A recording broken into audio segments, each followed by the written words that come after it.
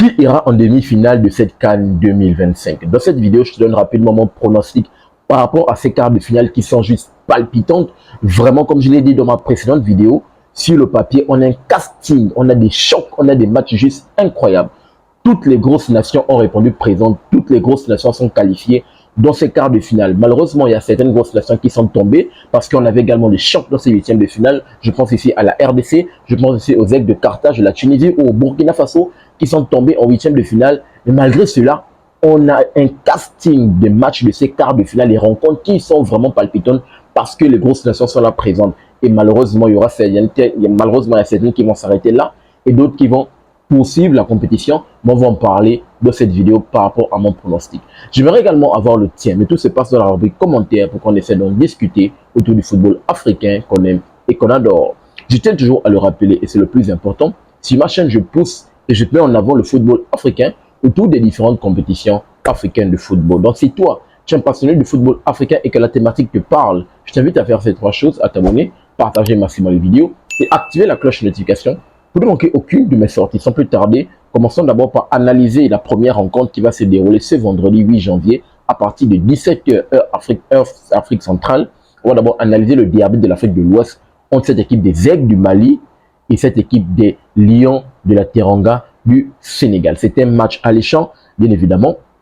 Lorsqu'on essaie de voir, bien sûr, il faut le dire, cette équipe du Mali, c'est la seule nation, lorsqu'on essaie de voir parmi bien sûr les 8 nations qui sont présentes dans ces huitièmes de finale, dans ces quarts de finale, c'est la seule nation jusqu'à présent qui est qualifiée en quart de finale. Ils n'ont gagné aucun match. C'est incroyable cette équipe des Aigles du Mali. Elle est vraiment solide défensivement. Offensivement, elle fait le minimum syndical, mais c'est une équipe vraiment qui est assez impressionnante. C'est une équipe qui est capable, c'est ce genre d'équipe-là qui peut vraiment s'y prendre et aller jusqu'au bout. Cette équipe des Aigles du Mali, elle est différente, bien évidemment, de ce qu'elle a pu montrer pendant les 2 dernières éditions, parce que c'est une équipe qui réalisait, qui faisait partie, qui réalisait toujours un football alléchant. Mais il faut le dire, elle est venue avec des bases différentes. Tom Saintfiet est venu pour insuffler quelque chose de différent. Et on peut voir une équipe des Aigles du Mali qui repose plus sur un jeu assez solide, une équipe qui est difficile à manœuvrer, et c'est une équipe qui est capable d'aller jusqu'au bout. Jusqu'à présent, c'est, on va dire quoi, c'est 4 matchs nuls, mais 4 matchs nuls qui lui permettent bien évidemment de se qualifier dans ces quarts de finale et de rencontrer de l'autre côté une équipe du Sénégal qui est favorite, une équipe du Sénégal qui repose sur ses individualités, sur un très bon jeu de la part de Pape Thiaw, sur certains joueurs qui sont là présents. Je pense ici bien évidemment à Sadio Mané, qui est l'homme fort, Sadio Mané qui répond présent au fond de l'attaque, Ibrahim Baye qui est le super sub qui rentre, Nicolas Jackson qui fait partie des meilleurs buteurs, un milieu de terrain autour d'un Pape Gueye, Idrissa Gana Gueye, la doublette est incroyable, Kalidou Koulibaly, Abdou Diallo, Kalidou Koulibaly et Niakate, bien évidemment, qui sont là, qui répondent présent. Donc, on a vraiment un gros effectif du côté du Sénégal, une équipe qui joue au football, qui joue de fond en transition rapide, en attaque placée. C'est une équipe du Sénégal qui est bien évidemment impressionnante. Donc, on aura 2 oppositions de style. Vraiment, on peut assister à un match très alléchant si les 2 équipes, bien évidemment, jouent au football parce qu'on a la qualité technique des 2 côtés. On peut également assister à un match fermé. Vraiment, ça sera une rencontre assez palpitante. Une équipe du Sénégal jusqu'à présent qui enchaîne ces 4 matchs, 3 victoires, 1 match nul face à la RDC en phase de poule. Incroyable. Lorsqu'on essaie de checker les confrontations directes entre les 2, on peut voir que l'avantage, bien évidemment, est autour de cette équipe du Sénégal. Le Sénégal, bien évidemment, qui, bon, lorsque là, je prends avec mon application match en direct, qui s'arrête en 2004. En 2004, on se rappelle encore, bien évidemment, de la rencontre où les 2 équipes s'étaient neutralisées sur un score de 1 but partout, avec les buts de Fousseni Diarra et Habib Beye. Sinon, à part ça, l'avantage, bien évidemment, va en faveur de cette équipe des Lions de la Teranga du Sénégal, qui, lorsqu'on essaie de voir c'est quoi, c'est 7 matchs joués, c'est 3 victoires pour le Sénégal, le reste c'est des matchs nuls, et cette équipe du Mali, par rapport aux confrontations directes que nous donne match en direct, malheureusement, les Aigles du Mali n'ont pas encore battu cette équipe du Sénégal. Mais il faut le dire, comme je dis, le Mali avance jusqu'à présent et peut se qualifier dans le dernier carré, toujours en ne gagnant qu'un match, c'est-à-dire pousser cette équipe du Sénégal dans la séance de tir au but et peut-être pouvoir l'emporter. Donc, pour ma part, pour dégager un pronostic rapidement par rapport à ce match, je vois le Sénégal favori, bien évidemment, Je vois un Sénégal favori, je peux donner un 55 pour le Sénégal comme 45 pour cette équipe, que 55% de chances pour le Sénégal l'emporte comme 45 pour les Aigles du Mali. Je vois le Sénégal l'emporter dans le temps réglementaire. Par contre, si ça pousse dans les prolongations, voire tir au but, je vois cette équipe des Aigles du Mali encore pouvoir le faire. Je vois qu'ils peuvent toujours pouvoir le faire et je pense qu'ils vont sans doute, si Tom Saint-Fitz, c'est peut-être le discours qu'il va donner à son groupe de peut-être, s'il n'arrive pas à trouver la solution dans le temps réglementaire, peut-être pousser dans les tirs au but. Je pense que peut-être on va assister à un match assez palpitant qui peut se le jouer. Mais dans le temps réglementaire, je vois le Sénégal qui arrive à climatiser, mais au bout, bien évidemment, s'il y a prolongation, voire tir au but, je vois cette équipe des Aigles du Mali. Donc, rapidement, voici mon pronostic par rapport à ce premier match. Alors maintenant, débriefer le deuxième match qui est toujours dans la même partie du tableau, ou, non, l'autre partie du tableau plutôt, mais le même jour, toujours le vendredi, à 20h, le choc entre cette équipe des Lions indomptables du Cameroun et cette équipe des Lions de l'Atlas du Maroc, pays hôte. Bien évidemment, c'est un match à haut enjeu. C'est un match où, de l'autre côté, on a une équipe du Cameroun, normalement, qui abordait cette CAN comme de base, le Cameroun est favori, mais on n'attendait pas le Cameroun. On peut retrouver cette équipe du Cameroun on voit une équipe qui a beaucoup d'âme autour d'un David Pagou qui insuffle quelque chose à son groupe. C'est incroyable le management qu'il peut faire autour des individualités qui commencent à sortir de l'eau, comme le petit Namasso, qui est incroyable. Carlos Baleba dans le milieu du terrain qui a brillé face à l'Afrique du Sud. Autour d'un le petit Christian Kofané sur le front de l'attaque qui est en train d'éteindre la lumière sur Cal Etaillon, Brian Bemo, qui est bien évidemment le meilleur joueur, le métronome de cette équipe. Donc on a une équipe des Lions indomptables qu'on n'attendait pas.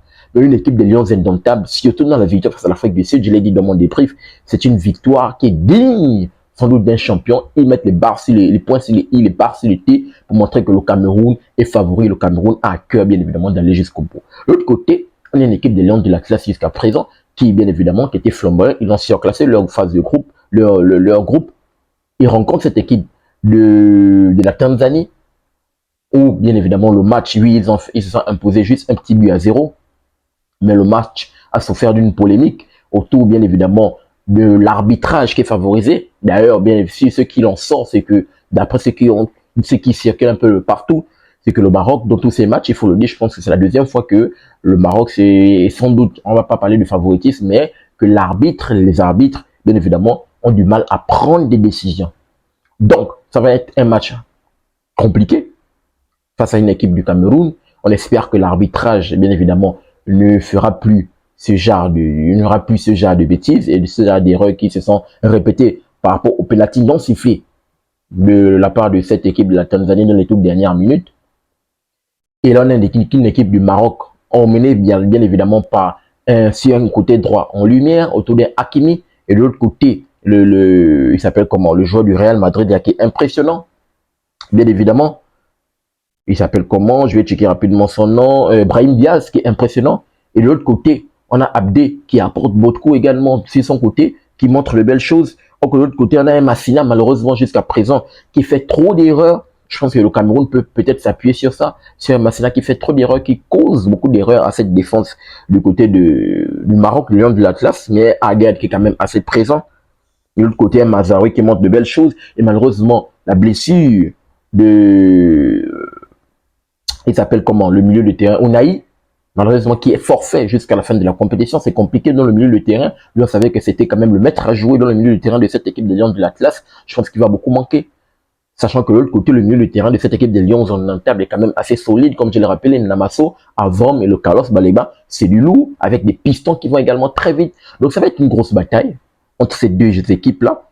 Bien évidemment, lorsqu'on essaie de checker au niveau des confrontations directes, on a encore l'histoire, on a encore la rencontre, bien évidemment, en 98, même si en 88 plutôt, même si selon match en direct, ils n'ont pas mis cette rencontre, mais en 88, pendant la CAN, je pense qu'elle a été organisée, je pense que le Maroc qui organise la CAN, ou le Cameroun n'emporte, vous me direz, vous allez me corriger, mais je pense que c'est ça. Le Cameroun élimine le pays hôte, 1 but à 0, et je pense que le Cameroun va jusqu'au bout, l'emporte. Peut-être c'est l'histoire qui peut encore s'écrire pour cette équipe des Lions indomptables, parce que de ce qu'elle nous montre, elle est capable, bien évidemment, d'aller jusqu'au bout. Donc, lorsqu'on essaie de checker au niveau des confrontations directes, on peut voir qu'ils se sont affrontés selon match en direct à 8 reprises. Et on va dire quoi, c'est quand même assez serré. Il y a beaucoup de matchs nuls entre les deux. Victoire du Maroc tout récent en 2021, victoire du Cameroun en 2017. Mais sinon, voilà, c'est victoire également du Maroc en 2018. Et comme je parle de la victoire pendant la CAN de 88 du Cameroun, donc il n'est pas mentionné par match en direct. Donc, il faut le dire, ces deux équipes qui se craignent, il faut quand même le dire. Le Cameroun, malgré tout, ils craignent quand même l'armada offensive de cette équipe des Lions de l'Atlas. Or que de l'autre côté, on crée également la surprise autour des jeunes petits Camerounais, les jeunes petits Lions des Indomptables, qui sont là, qui montrent de belles choses, qui jouent avec beaucoup de MLE, beaucoup de force, avec beaucoup d'énergie qu'ils peuvent mettre, des contre-pressing incroyables. Donc vraiment, on va assister à un grand match entre ces deux équipes. Donc rapidement, pour arriver à mon pronostic, je pense que c'est du 50-50, je partirai sur du 50-50, mais je peux donner également un léger avantage à cette équipe de Lions Indomptables qui est capable de climatiser cette équipe du Maroc normalement. Je pense qu'ils peuvent climatiser cette équipe du Maroc. Je vois même normalement le match qui se joue dans une séance de tir au but. Je ne vois pas une victoire dans le temps réglementaire. Je vois bien évidemment des séances de tir au but et peut-être la séance de tir au but. Non, si à tir au but quand même, de l'autre côté, il faut quand même dire, hein, dans les cages, Yacine Bono, c'est du lourd. C'est du lourd. C'est du lourd. Peut-être dans le temps réglementaire, le Cameroun le fait. Mais si à tir au but, c'est le Maroc, normalement le Maroc. Parce que je vois quand même Yacine Bono, quand même, qui montre de belles choses. Alors que de l'autre côté, est-ce que Mpassi peut c'est quoi? C'est Passy, le gardien camerounais, ça pas comment je pense, Passy, un truc de ce genre. Donc, dans la séance de tir au but, je pense que Yacine Bono est capable de le faire. Si à tir au but, je vois le Maroc. Par contre, au temps réglementaire, je vois cette équipe du Cameroun capable de climatiser, mais sinon, c'est du 50-50. Et si je vais rapidement dégager un score, je vois également 1-0 pour le Cameroun. Pour le Mali, le Sénégal, je ne l'ai pas dit. Un score, je vois au temps réglementaire, je vois 1-0 pour le Sénégal. Je ne vois pas vraiment un match en fanfare. 1-0 pour le Sénégal. Mais si c'est tir au but, comme j'ai dit, c'est le Mali qui peut l'emporter. Donc, ça c'est la rencontre du vendredi. Pour les rencontres du samedi, on a à 17 h le choc entre les Fennecs de l'Algérie et cette équipe des Super Eagles du Nigeria. On se rappelle bien, c'est le remake de la demi-finale 2019 où l'Algérie, avec le coup franc de Riyad Mahrez qui climatise cette équipe des Super Eagles et l'Algérie arrive jusqu'au bout, l'Algérie arrive à s'imposer. Incroyable, ce remake-là entre les deux. On a deux équipes actuellement dans cette CAN qui sont les meilleures. Les meilleurs, bien évidemment, dans cette CAN. C'est incroyable, ces deux équipes-là. Parce que l'Algérie et le Nigeria ont réalisé les phases de poule impressionnantes avec 3 matchs, 3 victoires. Jusqu'à présent, d'ailleurs, c'est 4 matchs, 4 victoires parce que l'Algérie a pu le faire au bout du bout face à cette équipe des Léopards de la RDC dans un match, il faut le dire, c'était un match compliqué. Deux équipes qui se craignaient, donc pas tellement d'occasions, pas tellement beaucoup de choses à se mettre sous la dent dans ce match, sinon des occasions de part et d'autre. Une équipe de l'Algérie qui finit mieux la rencontre, une équipe de la RDC, c'était plus compliqué. Et l'Algérie arrive à le faire dans le temps. Ça, c'est un Boulbina qui met ce dernier but à la 119e. Mais de l'autre côté, le Nigeria a fait une bouchée de cette équipe de la Mamba, c'est la Mozambique, de Mozambique, 4-0. Donc, deux équipes qui arrivent très en forme, 4 matchs, 4 victoires. Les meilleurs, si ce n'est les chances, les meilleures attaques du tournoi. Donc, ça va être un match flamboyant. Je pense également qu'il va avoir le but lorsqu'on essaie de checker au niveau des confrontations directes. C'est le match en direct. Ils se sont déjà affrontés à plusieurs reprises. En 2022, ils se sont affrontés. Victoire de l'Algérie. 2020, victoire encore de l'Algérie, 1-0. Je pense que c'est 2019, là, je pense que ça va être ça le match là. De 2-1 de cette équipe d'Algérie. Sinon, on peut voir que les deux équipes ont l'habitude, ont tendance à s'imposer également. Il peut également avoir des matchs nuls. Donc, je vois normalement un match qui se joue dans le temps réglementaire. Je ne vois même pas une séance de tir au but entre les deux. Donc, je vois un match qui se joue dans le temps réglementaire. L'autre côté, le Nigeria, de ce qu'on peut lire, malheureusement, il y a des problèmes de primes qui sont en train de se passer là-bas. Donc, il y a un mauvais vent, une mauvaise atmosphère, puisqu'ils sont en train de menacer la Fédé. S'ils ne payent pas des primes, peut-être ils ont menacé de s'entraîner, de ne pas s'entraîner, et tout le reste. Là, il y a un mauvais vent, et je pense que ce mauvais vent, forcément, va avoir un impact sur le jeu de cette équipe du Nigeria dans ces quarts de finale. Et je pense que cette équipe, je donne un avantage à cette équipe de l'Algérie qui va pouvoir s'imposer. Je donne une victoire, même 2-1. 2-1 en faveur de cette équipe de Fennecs de l'Algérie qui arrive à le faire au bout du temps réglementaire. Je pense que les joueurs ne vont pas se donner à 1000%. Oui, on voit, mais je pense pas certains ils vont pas se donner à 1000%. Et je vois malheureusement cette équipe du Nigeria tomber et l'Algérie, bien évidemment, se qualifier. Donc, dans l'autre rencontre, dans la soirée, on a bien évidemment la rencontre entre l'Égypte et cette équipe de la Côte d'Ivoire. Les champions en titre, la Côte d'Ivoire, bien sûr, qui, il faut le dire, viennent défendre leur titre. Mais ils sont tombés et ils vont rencontrer le bête noire. Parce que de ce que je vois, la bête noire de cette équipe de la Côte d'Ivoire, c'est l'Égypte. Attention, la Côte d'Ivoire actuellement qui réalise un très bon parcours jusqu'à présent, il faut le dire. Ils finissent premier de un groupe de la mort, où il y avait le Cameroun et le Gabon. Ils se sont imposés largement face à cette équipe des talents en huitième de finale, 3-0 dans le derby de l'Afrique de l'Ouest. Ils ont montré que du côté de l'Afrique de l'Ouest, dans les derby, ils tapent tout le monde. Mali, Sénégal, Burkina, voire Nigeria, en passant également par le Nigeria. Donc, cette équipe des éléphants de la Côte d'Ivoire est sur une bonne pente. Et là, ils tombent face à une équipe des pharaons égyptiens emmenée par Mohamed Salah, Omar Marmouche, une équipe quand même assez imprévisible qui est au bout du bout, a fini par s'imposer dans les prolongations.